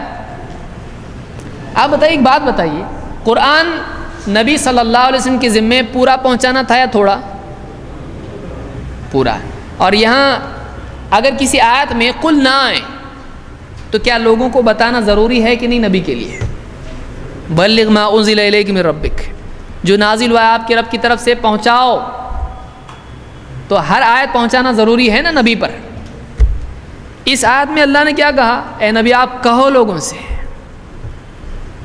تو اگر نبی کہتا اللہ تو بتانا پڑتا کہ نہیں؟ تو پھر کہو کی ضرورت کیا ہے؟ لوگوں کو معلوم پڑے اسپیشل حکم ہے یہ، بتاؤ۔ کیا بتاؤ؟ ان کنتم تحبون اللہ فاتبعونی، اگر تم واقعی اللہ سے محبت کرتے ہو تو میری اتباع کرو، مجھ کو فالو کرو، تو کیا ہوگا نتیجے میں؟ یحببکم اللہ، اللہ بھی تم سے محبت کرے گا، وَيَغْفِرْ لَكُمْ ذُنُوبَكُمْ وَاللَّهُ غَفُورٌ رَحِيمٌ، اور اللہ تمہارے گناہوں کی مغفرت بھی کرے گا، اور اللہ غفور الرحیم ہے، بڑا مغفرت کرنے والا، رحم فرمانے والا ہے۔ تو معلوم ہوا کہ محمد رسول اللہ صلی اللہ علیہ وسلم کے عمل کی اتباع کرنا اللہ کو راضی کرنے، خوش کرنے کے لیے ضروری ہے۔ محمد صلی اللہ علیہ وسلم کے عمل کی اتباع کرنا اللہ تعالیٰ کو راضی کرنے کے لیے کیا ہے؟ ضروری ہے، کیونکہ اسپیشلی اللہ نے کہا اللہ کو راضی کرنا چاہتے ہو، خوش کرنا چاہتے ہو تو نبی کی اتباع کرو، ورنہ نہیں خوش ہوگا، منمانی کر کے آئے گا، نہیں ہوگا، کسی اور کو نمونہ بنائے گا، اللہ خوش نہیں ہوگا۔ تو اللہ نے اپنی رضا بتا دی کہ نبی صلی اللہ علیہ وسلم کی اتباع میں ہے، ٹھیک ہے. اب آپ یہ بتائیے کہ جب اللہ نے کہا تمہارے لیے رسول میں نمونہ ہے، تو رسول کی پوری زندگی کیا ہے ہمارے لیے؟ اچھا نمونہ ہے. اور ہم کو فالو کس کو کرنا ہے؟ رسول کو. قرآن میں کیا ہے؟ کس کا کلام ہے قرآن؟ قرآن میں ایسا ہے کہ اللہ کے رسول صلی اللہ علیہ وسلم صبح کیسا اٹھتے تھے، رات میں کب لیٹتے تھے، نماز کیسی پڑھتے تھے، کھانا کیسا کھاتے تھے، بات کیسا کرتے تھے، چلتے کیسا تھے. تو نمونہ آپ کے عمل ہیں کہ نہیں؟ تو وہ قرآن میں ہے؟ کہاں ہے؟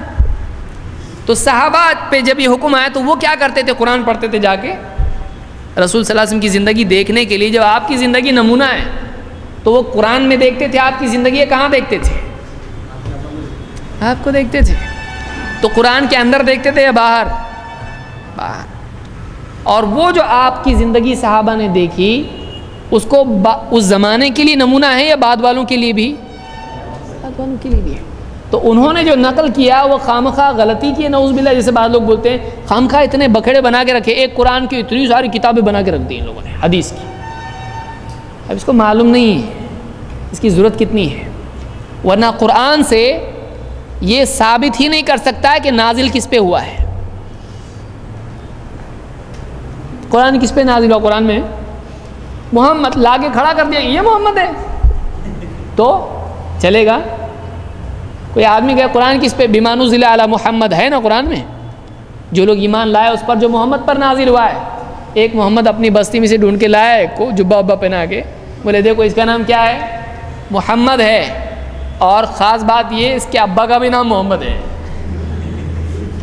اس پہ قرآن نازل ہوا ہے، مانو قرآن میں ہے نا محمد پہ نازل ہوا، اس کو مانو، یہ محمد ہے. بولے ہمارے بھی اس پہ بھی نازل ہوا ہے. جتنے محمد صاحب پہ نازل ہوا ہے مانے گا. کون سے محمد؟ یہ وہ جو 50 سال پہلے تھا، 100 سال پہلے تھا. کون سے محمد؟ قرآن میں ہے. بولے ہسٹری میں ایسا؟ ہسٹری ابھی خالی قرآن نہیں، حدیث آپ کو نہیں چلتی، آپ کو ہسٹری چلتی. اس کی مسٹری ہم کو سمجھ میں نہیں آ رہی. کون سی منسٹری سے آرڈر ہے آپ کو؟ یعنی معلوم ہوا آپ قرآن کس پر نازل ہوا اس کے لیے قرآن سے باہر جاؤ گے کہ نہیں؟ کیوں جا رہے ہیں؟ کیا قرآن کافی نہیں ہے؟ اب آپ پیچھا پکڑو اس کا. کیا قرآن ہمارے لیے کافی نہیں ہے؟ تھوڑا ایموشنل اس کو بنانے کا آپ قرآن سے باہر تلاش کریں. یعنی اتنا بیسک کویشچن بھی قرآن میں نہیں ہے کس پہ نازل ہوا، کون سے محمد. ارے قرآن میں ہے نا عرب والے، ٹھیک ہے عرب والا محمد پکڑ کے لاؤ. یہ لوگ محمد پڑھنے کو آیا انڈیا میں، پی ایچ ڈی کر رہا ہے. ارے وہ نہیں، وہ امی تھے یار. ٹھیک ہے یہ امی ہے، دیکھو اس کا ابا. چلے گا آپ کو؟ آدمی تعین نہیں کر سکتا ہے. یعنی قرآن کو قرآن ماننے کے لیے قرآن سے باہر کی ضرورت ہے. قرآن کہاں ختم ہوتا ہے، کہاں سے شروع ہوتا ہے؟ قرآن میں. قرآن میں پہلی صورت یہ ہے. بلکہ جو لوگ قرآن میں بولتے ہیں وہ قرآن کی حفاظت کا اللہ نے ذمہ لیا ہے. تو آپ بتائیے جو وٹنس ہے وہی بول رہا ہے کہ میں معصوم ہوں، جس پہ الزام ہے وہی بول رہا ہے. کوئی آدمی بولے قرآن میں ہے تو قرآن خود محفوظ ہے، اس کی دلیل کیا ہے؟ وہ تو خود اس کے بارے میں ہم شک کر رہے ہیں. تو جواب کیا ہے؟ نہیں، آپ کو بتانا نہیں 1400 سال سے وہی ہے قرآن. یہ جو قرآن آپ کے پاس ہے یہ اللہ کی کتاب. کون بولا آپ کو؟ اور سب مانتے ہیں، سب مانتے تو حدیث کو بھی تو سب مانتے نا. تم کیوں نہیں مانتے پھر؟ جیسے اسی لیے ان کے پاس منکرین حدیث کے پاس آخری سہارا اور سب سے پاورفل سہارا مسلمانوں کا اجماع ہے. اس کو یاد رکھیے.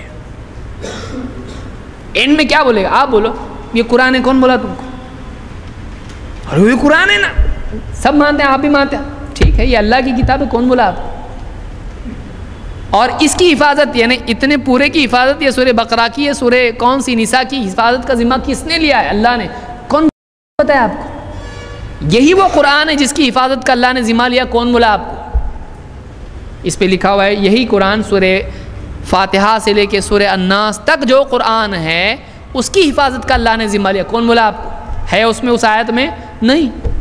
تو بولے گا سارے مسلمان ہر دور میں مانتے آئے کہ یہ قرآن ہے، یہاں سے شروع ہوتا ہے یہاں ختم ہوتا ہے۔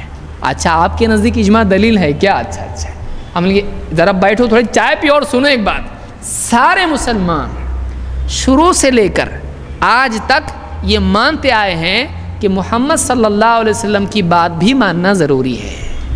آپ ایک اجماع مان رہے، دوسرا اجماع کیوں نہیں مان رہے؟ آپ کو کیا ہو گیا ہے؟ افلا تعقلون، قرآن میں ہے یہ، افلا تعقلون، کیا تم کو عقل نہیں ہے؟ قرآن ہی کی آیت دلیل میں پیش کر سکتے ہیں نا بیچارے کو شروعات میں، جب حدیث مانیں گا تو حدیث سے بھی بول سکتے ہیں اس کو۔ تو یہ بنیادی بات ہے جو ہم کو یاد رکھنا ضروری ہے کہ قرآن کے ساتھ ساتھ حدیث بھی دین میں کیا ہے؟ حجت ہے۔ حجت کے معنی بہت سارے لوگوں کو نہیں سمجھ، دیکھو ہم حجت، پھر واپس حجت ان کے یہاں پہ، جہاں بھی ملے حجت، اس میں بھی حجت۔ حجت کے معنی کیا ہے؟ حجت کے معنی ہے کہ ایک آدمی کے پاس وہ چیز جب آ جائے تو اس کے پاس کوئی ایکسکیوز باقی نہ رہے، اس کو کیا کہتے ہیں؟ حجت۔ اس کو حجت کہتے ہیں کہ ایک آدمی کے پاس وہ چیز آ گئی، جیسے رسول نے بول دیا، اللہ کے رسول صلی اللہ علیہ وسلم نے حکم دے دیا، اب آپ کی بات اس پر کیا ہے؟ حجت ہے۔ اب اس کے پاس کوئی ایکسکیوز باقی نہیں ماننے میں، نہیں۔ اب تک شک میں تھا کروں کہ نہیں کروں، جب رسول کی بات مل گئی، اللہ کی بات مل گئی، تو اب کیا ہو گیا؟ حجت پوری ہو گئی، یعنی اس کے اوپر ثابت ہو گیا۔ وہ ایسا پروف، ایسی دلیل جس کا انکار نہیں کیا جا سکتا ہے، ایسی دلیل جس کا انکار نہیں کیا جا سکتا ہے، وہ خود ایسی ہوتی ہے کہ اس کو ماننا لازم ہے، جس سے بات ثابت ہو جاتی ہے، اس کو کیا کہتے ہیں؟ حجت۔ سمجھ میں آیا؟ جیسے اللہ کی بات حجت ہے، ویسے رسول کی بات بھی کیا ہے؟ حجت۔ اب کوئی یہ نہ سوچے اللہ کی بات حجت کیسا ہو سکتی ہے، اللہ کیوں کسی سے حجت کرے گا؟ حجت کا مطلب یہ ہوتا ہے فائنل اتھارٹی، جو کسی اور ایکسٹرنل پروف کی یا کسی اور سہارے کی جس کو ضرورت نہیں ہو، وہ خود دلیل ہو، اس کو کیا کہتے ہیں؟ حجت۔ تو یہ باتیں ہم نے دیکھی کہ میں سمجھتا ہوں کافی اتنا ہمارے کہ اللہ کے رسول صلی اللہ علیہ وسلم کی حدیث کی ہم کو ضرورت ہے کہ نہیں ہے؟ کوئی آدمی پوچھے گا حدیث کی ضرورت کیا ہے؟ قرآن پڑھو نا، اللہ اللہ کرو، بس کافی ہے، اتنا اچھا قرآن ہے، ثواب ہے۔ حدیث کے ہر لفظ پہ آپ کو 10 نیکی ملتی کیا؟ ملتی۔ اب بھولے بھالے کچھ چالاک لوگ ایسے بھی ہوتے ہیں، آپ حدیث پڑھتے ہو، حدیث پڑھنے میں آپ کو کیا ہر حرف پہ 10 نیکی ملتی؟ بھولا مسلمان کیا بولے گا؟ نہیں۔ قرآن پہ ملتی کہ نہیں ملتی؟ تو آپ بتاؤ زیادہ ثواب کس میں ہے کہ نہیں؟ زیادہ ثواب کس میں ہوا؟ قرآن میں ہوا۔ تو قرآن پڑھو نا، اس سے اچھا۔ تو اب ایسا کر کے ایک آدمی کو بعض اوقات لوگ کنفیوز کرتے ہیں، تو ہم یہ کہیں گے کہ ہم حدیث کی تلاوت نہیں کر رہے ہیں، ہم حدیث کو سمجھ رہے ہیں۔ تو قرآن سمجھنے سے آدمی ہدایت پر باقی رہے گا یا تلاوت سے؟ اسی لیے حدیث بھی سمجھنا ضروری ہے۔ ایمان کے لیے صرف تلاوت قرآن کی کافی ہے یا اس کو سمجھنا ضروری ہے؟ سمجھنا ضروری ہے۔ تو وہ جو آپ ترجمہ پڑھ رہے ہیں قرآن کا، اس پہ آپ کو 10 نیکی ملتی؟ 10 نیکی ملتی کہ ترجمے پہ انگلش والے ہر اے پہ 10، بی پہ 10، سی پہ 10 مل رہا ہے آپ کو؟ نہیں مل رہا ہے۔ تو آپ کائے کو پڑھ رہے ہیں؟ آپ خالی تلاوت کرتے رہو، چلے گا نہیں، بولے سمجھنا پڑے گا۔ تو آپ کو انسان کا کیا ہوا ٹرانسلیشن پہ ثواب نہیں مل رہا، پھر بھی پڑھ رہے ہیں، اور جو نبی نے سمجھایا وہ آپ نہیں پڑھ رہے، یہ کہہ کر کے قرآن کی نیکیاں اس پر نہیں ہیں، جیسے یہ ضروری ہے اس سے کئی گنا زیادہ وہ ضروری ہے۔ سمجھ میں یہ بات؟ تو ایسے بہت سارے شبہات لوگ پیدا کرتے ہیں، ہم کو ان کا جواب دینے آنا چاہیے، اس لیے کہ یہ فتنوں کے دور میں ایک ایسا دور ہے جس میں ہر فتنہ انٹرنیشنل ہو جاتا ہے۔ اس سے پہلے کبھی دور تھا دنیا میں؟ یہ اس سے پہلے کبھی نہیں تھا ایسا۔ ایک علاقے کا فتنہ اس علاقے میں رہتا تھا، پیدا ہوا، بڑا، مرا، گیا فتنہ، تاریخ کے پنوں میں دفن ہو جاتا تھا۔ یہ ایک ایسا دور ہے کہ دو اعتبار سے اس میں پرابلم ہے۔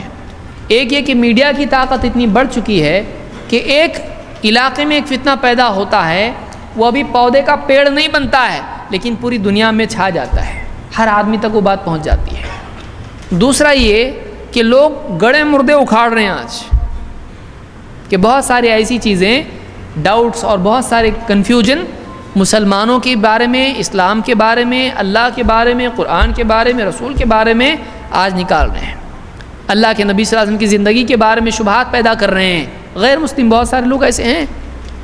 تو اب آپ کے لیے پھر ضروری ہو گیا کہ وہ شخصیت جس نے قرآن دیا اس کی زندگی پر کوئی اعتراض کرتا ہے تو آپ کو حدیث سے پھر بھی ڈیل کرنا پڑے گا۔ کوئی منکر حدیث کتنا پیدل ہے آپ سوچئے، بولے گا ہم حدیث کو نہیں مانتے، بولے گا ارے ان کی تو کوئی ہسٹری نہیں ہے، ان کے پاس بس ایک کتاب ہے، کیا ہے یہ، کس کی تھی، محمد صلی اللہ علیہ وسلم، کہاں ہے یہ؟ تو حدیثوں کی طرف آنا پڑے گا کہ نہیں، کون محمد؟ تو حدیثیں لینی پڑے گی کہ نہیں، کیسے تھے وہ بتاؤ ذرا، جس نے قرآن دیا کیا کریں گے، قرآن پیش کریں گے، کیا اس کو حدیث نہیں بتانی پڑے گی؟ تو ایک آدمی کسی چیز کا دینے والا کیسا یہ بھی تو دیکھتا ہے نا، اس کے لیے کس چیز کی ضرورت ہے، پھر وہ تہمتیں جو لگی نبی صلی اللہ علیہ وسلم پر ان کی صفائی کے لیے دیکھنا پڑے گا کون سی بات معتبر ہے کون سی بات معتبر نہیں۔ بہت سے اعتراضات نبی صلی اللہ علیہ وسلم کے بارے میں تو ایسے ہوتے ہیں کہ جو حدیث ہی معتبر نہیں ہوتی ہے، جھوٹی جھوٹی گھڑی ہوئی حدیثیں ہوتی ہیں، اس لیے یہ علم ضروری ہے۔ کون سا علم؟ حدیث کی تحقیق کا علم۔ سمجھ میں آئی بات؟ آج اس دور میں کوئی آدمی بول سکتا ہے محدثین نے سب کیے نا، آپ گئے نا، ہو گئے نا، کائے کو اتنا سب کر رہے آپ لوگ؟ ہر دور میں علم ضروری ہے، اسماء و رجال کا علم، مصطلح الحدیث کا علم، اصول الحدیث، اصول الفقہ، یہ سارے علوم آج بھی ضروری ہیں، اور جو طالب علم بنیادی علوم حاصل کر لے ان میں تخصص اس کے لیے حاصل کرنا ضروری ہے۔ اللہ تعالیٰ ہم کو سمجھ عطا فرمائیں۔ اگلے درس میں ہم دیکھیں گے کہ یہ چیز کہ حدیث کو حدیث کیوں بولتے ہو اور حدیث کے معنی کیا ہے، اور قرآن و حدیث میں حدیث کا لفظ کیسے کیسے استعمال ہوا ہے۔ اگلے درس میں ہم انشاءاللہ اس کو دیکھیں گے اور اس سے آگے ہم چلیں گے۔